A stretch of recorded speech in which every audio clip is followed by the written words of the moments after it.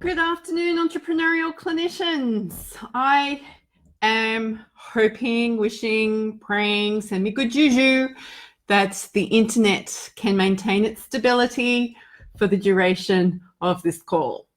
I have been really looking forward to this call today purely because I am missing being with all the people. Social distancing may be fantastic to make sure that I don't get some horrible disease. Fabulous. But I am right now saying I am missing that sense of connection. And I know I'm connected to people every day. It has been a long time. I do not do very many in-person consulting or rehab counseling or anything. I do a lot more networking and business development in person. But the thought of being cut off from people and it's just been a little hard for me to take. And I think a part of that is I've really been practicing social distancing for the last month. So I've had a month's worth of practice with this and I'm now done. I've had enough now. And the idea that I can't just run down to my sister and hug my family, or we've had to ask questions about my son coming to visit us given where he works. And this is all because I'm immunosuppressed. I get to take medication, and a part of managing my symptoms means that I get to do that. And my husband, as most of you know, is post-surgery. So we need him to not be infected. It's a lot to take in, isn't it? It really is a lot to take in. And I've just received another one of those emails. It's like, urgent, COVID-19, what you need to know. And I must admit, I'm deleting them. I'm just now going, you're probably not going to tell me anything new. I'd like to understand some practical applications of how we're going to get through this. So I thought that's what I would talk into today a little bit. Now, on Friday, I started talking into this, and I started talking about all the things that I had to take notice of in my business. And I'm going to send that out as an email to, if you're on my list this week, to give people a chance to look over that again. Because it's really easy for us to think the world is going to end. And I don't know about you, but I've done the whole crap. Will I have a business in 6 months' time? I've got friends that I love dearly who work, whose basically primary income is paid speaking gigs. The gigs are being postponed. So their livelihood is being postponed. Can't really postpone your bills and your food budget. I've got people who deliver into corporate spaces and corporate events, and they're now scrambling to try and make those online experiences, which, we all make it sound like it's really easy to just go online, but it's not that easy. There's things you need to think about and consider. For those of us who have been doing online for a while, we might feel like we're well prepared and want to be a little smug and go, yeah, I've been doing it since before it was a thing, like those memes that we've seen. But my challenge for that is clients aren't necessarily ready for this change. And this is a change that is being forced upon them in an environment where they're feeling uncertain and out of control. So we're living in incredibly unique times here, people, where we're kind of at the bottom of Maslow's hierarchy again. We're all scrambling to feel safe enough to have those really basic needs met, which is why we've got people fighting over toilet paper, not really thinking about a step ahead. I don't know, it's very difficult for me to think 3 weeks ahead. Whereas I was the planner. You know me, I plan months and months and months in advance. Don't invite me to something in a couple of weeks' time, because you know what, I probably already booked. But at the moment it's like, well, we have to let this thing unfold, and we have to be prepared to be agile enough to care for ourselves, care for our families, take on board a lot of new information, and at times quite frightening information. And it's not frightening just because if you get exposed to this thing, you could get really sick and die, because that's essentially what it is. It's a nasty disease. It's a nasty virus, but also how we're pulling together as a community to stop the spread of it by not being around each other, which is strange for a lot of us. We are by nature largely relational beings. Even if you're an introvert, you still like some contact. You just don't need as much of it with as many people. So we're going to end up with people in our world who are feeling all the isolated, even though they're connecting with people online. It doesn't feel the same. We're not getting those same endorphin hits, those love hits. So we need to start looking at different ways that we can love on each other, we can care for each other, we can support for the people in our world. So I was thinking about this today, and I'm watching all these therapists scramble for, I need my product and service out, and I need my online this out, and I need this selling and that selling and the other thing selling. And we've gone straight back to the tactics of what it is I need to do to make sure my income's safe. And I get it. I am feeling exactly the same. But we are in a marketplace at the moment who don't want to be sold stuff. Like we're probably overwhelmed with the amount of emails we're getting about COVID. We're probably overwhelmed about all of the information that everybody feels that we need to have. And we've all got a social responsibility. We cannot escape this thing. So we actually now are in a situation where we've got to not only think about how do I participate in lowering the curve or smoothing the curve, but how do I do it and connect with the people in a way that people feel a sense of genuine connection? Because I can assure you, text messages are a great way of giving me information, facts, do this, I need this now, but that doesn't leave me feeling connected. That's a transaction. It's like, send me information, I send you information, done. Don't care how many emojis you put in there. It takes me a long time to interpret emojis. I am not fluent in the language of emojis. So emails, I'm overwhelmed with emails. I'm probably going to turn them off and on during the day, get back into that habit where they're only on for an hour at a time and I just clean them out and then go about doing my thing because I am incredibly distracted. Social media, they're all starting to feel very two-dimensional, very, very two-dimensional. So how are we going to help people who struggle with intimacy, who struggle with connection, who rely on interpersonal connectivity like most health professionals?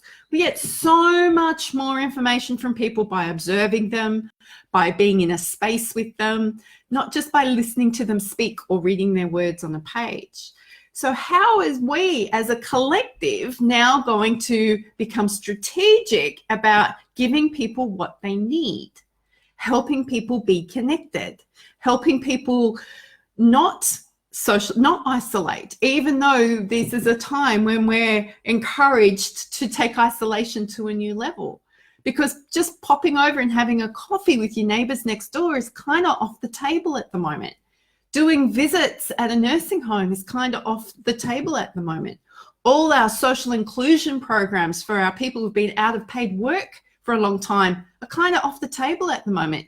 In fact, most of us are being sent home from work. Being at work and having that level of social interaction is off the table at the moment. So for those of you who run businesses or have teams of people around you, I want you to think about how we can do connection. Now, it doesn't mean more, because I can assure you the people in my team want quality. They don't need volume. They need to know that I'm around. They need to know that I'm on top of things. They need to know that I've got their back. They also need to know what to do when. They also need to know how to get in touch with me. But how do we continue to support and encourage when most of us as business leaders want to run and hide? We all want to put our hands up and go, can I just go get a job so I've got the security of a paycheck?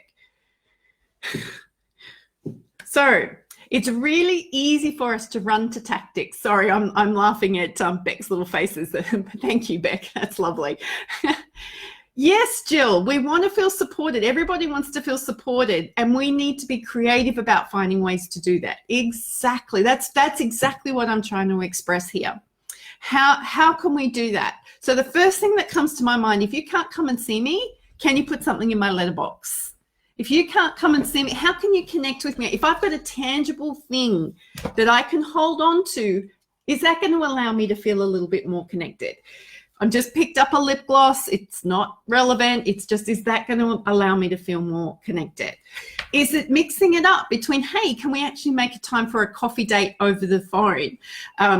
Using software like Marco Polo. I know my Accelerate Your Practice community love Marco Polo. And we find that level of connection great. It's not the same as immediate two-way connection, but it's a great way to feel connected and for us to feel connected. Can you go and do an activity like going for a walk? Like I want to call my girlfriend when I'm walking and say, hey, I'm going to go for a walk. Let's go for a walk. You do it over there. I'll do it over here. And how about we just chat about what's going on? Simple things that are coming up for me are like, I usually have a chat to somebody over a coffee. So I'm going out and I'm buying a coffee and I get to talk to someone and meet somebody different or talk to the people in the coffee shop. I'm missing that at the moment. My yoga classes are going to move online. I'm missing that connection at the moment. My church is now online, so I'm missing that level of connection at the moment. Oh, what is Jill doing? Jill, you're offering extra time in online appointments and encouraging people to find a way to feel positive. Yeah. One of the things that I am finding incredibly powerful about this is that we all have a responsibility. It's not just me or you. It's not just people over the age of 40 or people under the age of 18. It's everybody. Everybody needs to participate in a way of helping us calm the spread of this thing down so that our services can accommodate what's going to happen. Because we've probably got 2 waves coming, but I'll let you read all the statistics around that as well. And I think this is going to change the business landscape for a lot of us. I think if we become incredibly proficient and used to providing online therapy services or interventions in the coming months, we will look back in 6 months' time and go, oh my gosh, in person, I have to put pants on. Or, you know, I have to I have to be made up from the bottom down as well as the top up and things like that. There are some positives to come out of this. We just don't know what they are yet. But like anything, we all survived the GFC. Do you remember the GFC? We thought the world was going to end. And there's a part of me, I'm missing my great aunt Gwenny at the moment. She had the most amazing perspective on life. So she was born in between the 2 wars. She saw a lot of stuff go on and she would always have the most incredible wisdom and perspective around this sort of stuff. And I'm like, I really wish I had Gwenny's perspective right now because she lived through the Depression. She lived through the boom years post-war. She lived through the recession in the 80s. She lived through the global financial crisis. I think she may have seen Halley's Comet twice. So maybe our elders, maybe people who've been around in the world for a little while have got some wisdom to offer here and we could connect with that as well. That might be a really cool thing to do. We don't have a lot of answers today, but I am really grateful for the people who have turned up on the call. I am wanting to create an environment where we can talk about how we're going to do this. How are we going to support ourselves and support each other? How are we going to make sure that our businesses survive and then thrive? And how are we going to make sure that we survive and then thrive? And if you are really struggling with this, Australians, if you are really struggling, we have had to contend with so much this year.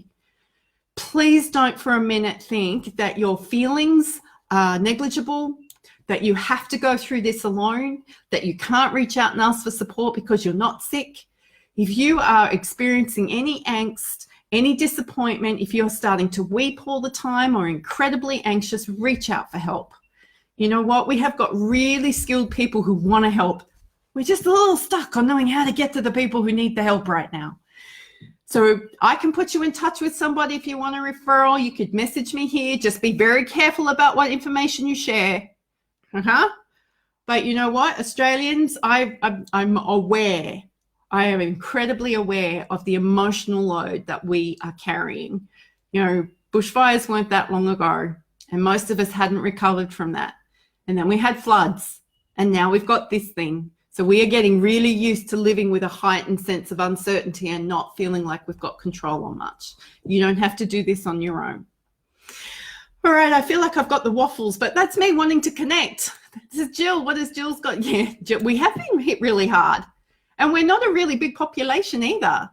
So we have been hit really hard, and often we will go on holidays and go out and go and do things, and we can't. And if we close our ports, our economy, I'm sorry, Anybody in the US paying Australian dollars for anything at the moment? That'll be nice for your bank account. All right, I'm going to leave it there because I could talk for a really long time, obviously, today. Thanks, Beck. Thanks, Jill. Thank you, Kelly, for coming on, and anyone else who was on here today. I'm really looking forward to being a way of being able to provide some positive insight, some support. I'm going to talk in a little bit this week on how we're seeing some of this unhelpful behavior manifest itself and how we can be a little bit more compassionate to ourselves and to others. Just as a cue, if you hear me getting snappy or grumpy or incredibly irritable, that is the equivalent of me crying. That is what my default emotion is. I don't need to know why, you just need to know it is. So if you hear that coming out of me in tone or anything, that is my version of tears right now, because there is a lot of strong emotions. Oh, Carol, lovely to see you here. Big hugs, bug hugs at you, Jill. All right, everybody, let's go be awesome. Let's stay safe and let's look after one another.